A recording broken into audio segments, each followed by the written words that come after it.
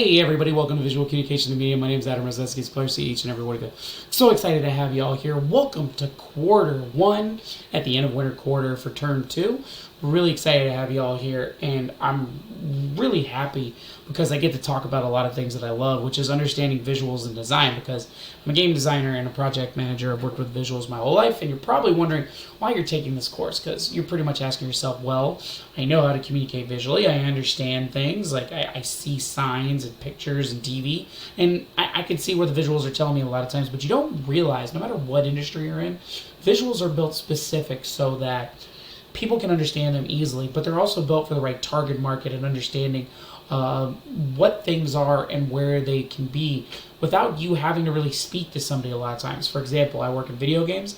I need to build a video game that makes sense to a person, and I don't have to be there to teach them. Like, the symbols and the icons and where everything's are placed at and how I alert the user matters, right? Because if I do this properly, without having to be there, I don't have to tell them what to do, and they understand through the icons and the symbols. I've done my job. But it's the same thing for anything else. For example, if anybody's going in the medical field, either as a nurse or a doctor or some type of charge nurse in some way, you have to understand how charts are built for each specific hospital, what type of codes are needed for specific patients, and what type of warnings and alarms happen so you can react in the right way to do the right treatment as fast as possible. Those matter a lot of times. For example, the difference between a code pink and a code blue, or a code blue or a code black. They all have different warnings and symbols and how they go about this to react properly with different procedures. Words, letters, symbols, posters, images, they're all built to communicate visually without you having to communicate audibly. 80% of the communication we do is visual. It's not audibly anymore. And we see visuals that marketers and people build to trigger emotions, ethical scenarios, perceptions, even sensory elements where we think something's right in front of us just based upon something how it looks. And a lot of creativity and technique goes into it to trigger those proper responses with the right people it's marketed to. And that's what's really important with visuals. Body language, gestures, any type of understanding in symbols and signs, they all matter, because not only are they triggered by specific people, but they also matter from the cultures they come from as well. And we have to understand this, so not only do we understand where the communication is coming from, but we don't offend anybody. And that's a big thing. And I'm going to teach you a lot of these techniques over the next few weeks and how you can understand visuals fast and easy to really apply to your industry, not just from a creative standpoint, but also from other industries as well that matter in a lot of ways, to where you can find ways to communicate faster to the people that you are working with or helping or designing something down the road. And that's what matters. So this is a little bit of background. My name is Adam Rozeski. It's a pleasure to meet every one of you. You can just call me Adam. You don't have to call me Professor Rozeski or Mr. Rozeski. We're all adults here. And I'm really glad I get to actually teach this with y'all. Now, just a little history. I started all sorts of jobs about 20 years ago after I left Penn State and got my associate's in mechanical engineering. I ended up, used to play hockey for Penn State, and I ended up tearing my knee out right before I got to the pros. And life didn't have me as an NHL goaltender. So I ended up getting into the games. I was a big video gamer at the time, always was when I was growing up. And I wanted to be a competitive gamer. So I competed in a lot of tournaments, especially with like massive multiplayer online games such as like World of Warcraft and EverQuest and Lord of the Rings and Aeon and Star Wars Galaxies and the Old Republic. I went to a bunch of tournaments, did a great job there. Also a big driving simulator guy too, because I did Gran Turismo and Star Wars Battlefront. Those are the tournaments I used to go into. I made some money doing it. It was good, but it wasn't like as big as it was today. It was all like starting grassroots, and that's how it was. But I wanted to get into the game industry and do something that I loved, and I wanted to go and be a part of the industry in some way or form. I wanted to help build games, but I also wanted to help people as well. So I got my bachelor's in entertainment business at UCF, and then I got my master's degrees at Full Sail, one in game design and one in project management. And I worked for many companies, helped start a couple too. Worked for GP Games, Activision, EA. I also worked for Naughty Dog. I worked for a few startup studios, including one that still exists today, which is Burnout Game Ventures. Worked for Wason. I worked for Universal. I was also an attractions manager working there just to build up my team rapport and just working with people management, which was really huge. And then I ended up getting into the military and working for third-party companies that was doing instructional VR simulators for aircraft. and people that worked on them or flew them, and I thought that was really cool. But as of the time today, I wanted to spend more time with my son and my daughter through her senior year, and my son, he's growing up, he's 3 years old, and it was a lot of hard work, and I missed it over there. So now I run some consultant agency, and then I now just teach full time at a high school, and I'm building their game design program, and pretty much been teaching here at Rasmussen for 10 years now, just as a side job, and I've really come to love it over time. Worked on over 40 games in my career. I've worked on actually about 50 now, and I've worked on over about 30 or so military projects as well. So I bounced around, done a lot of things, and I'm skilled at leading big teams as well, from teams of 20 all the way to teams of 250 people. Really good at what I do. I understand scale, I understand processes, but I understand design and visuals, and what works and what doesn't, and how to trigger specific target audiences. And I'm really glad I get to show that to you today. I'm really excited about that. So, but we'll go over a little bit more in lecture on Thursday. I hope you get a little bit out of it. I'm really excited to show you this all on Thursday. So, discussions.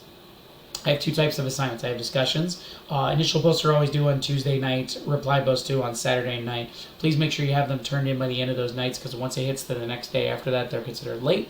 The final day to turn in any missing work or any other work that you need or that week is going to be March 21st, which is a Friday. Now, except for week 6 and week 1, all your discussion posts must be turned in on initial post Tuesday, reply post Saturday.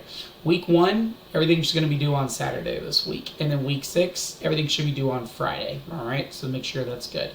I will reiterate the due dates as I go through lecture, so please keep an eye on lecture, and please keep it, because I'll go over the assignments, I'll go over the due dates, and I'll show you examples on how they should be done.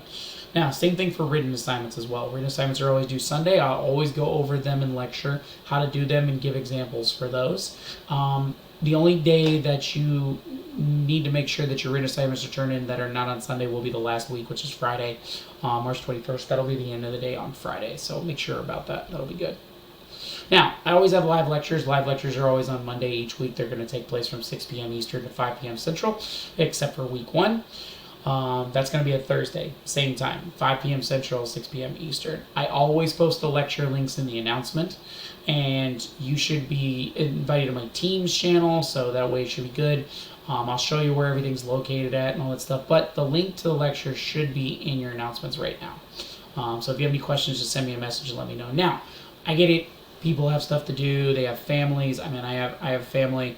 I have my consultant job, this job, and also my teaching job at my high school. What if you miss a lecture? That's okay. I post recordings the next day after in the morning on Tuesday morning, or sometimes Monday night if I'm able to do so, and you'll have it for the rest of the week. That way you're good to go from there. Now, your lectures are tied to your attendance, so you need to make sure you complete your lecture assignments by Sunday each week, because that's the one assignment I really don't give a break on, is your lecture assignment, because they're tied to your attendance. If you miss turning in that lecture assignment by Sunday, or you don't communicate with me because of an issue or something's happening, that's an automatic 0, because that your attendance gets hurt and then your lecture assignments get hurt at the same time. So you need to make sure you do those, and those are really easy to do. All right, they're 5 points per lecture, and there's 6 of them. So those 30 points could get you from a B to an A, or a C to a B, or even from an F to a D. Those matter. So please make sure you turn those live lectures in by Sunday each week. All right, so to make sure, except for week 6, that'll be the Friday. That'll be good. I'll show you how to record and do your assignments on the first lecture on Thursday. So please keep that in mind. But you need to make sure these are due. I do not let makeups on these assignments. I do not let redos or anything for the live lectures. You need to make sure you turn it in, because they're tied to attendance, and that's important to me. So please make sure about that, okay? And I'll show you how to do this on lecture on Thursday, so you know what's going on. Now, just some class expectations. Late assignments are always 5% of the grade each day they're late. Once it hits 7 days, it becomes an automatic 0. So keep that in mind. Now, we also do a lot of discussion posts that offer feedback and a lot of critiquing on certain people's research and everything. So I just like to be courteous and respectful on discussion posts. But another thing, be thorough on them. I ask for a minimum of 2 paragraphs per discussion post. That includes your reply post and your initial post. So there should be 4 paragraphs total. 2 for your initial post, 2 for your reply post. At least 4 sentences for each one of your paragraphs. That would be great. I really don't like it when I only get like 1 sentence reply post or 1 sentence initial post. That really doesn't tell me that you're actually doing the thought process of going through it. Because we do a lot of analysis and we take a look at a lot of imagery and see how things look and are bent. So I really want you to give a lot of detail in your discussions. That would be great. And more examples, the better. The more effort you give, the more I'm willing to help you out. And that's really the aspect about that. But the other thing I have is just discover and have fun. If you're not having fun, then what's the point? And if you're not learning, what's the point along that? Good life lessons to live by. But other than that, super excited to have each and every one of you here. Really can't wait to teach you guys. Thursday, 6 p.m. Eastern, 5 p.m. Central. We'll go over the first lecture, which involves the history of visual communication in the media and how they've been communicated in the different mediums. And we'll also talk about the first response type, which is sensory responses. Other than that, can't wait to see everybody for lecture. Really excited to have you all here. Thank you for being amazing. If you have any questions, don't hesitate to holler.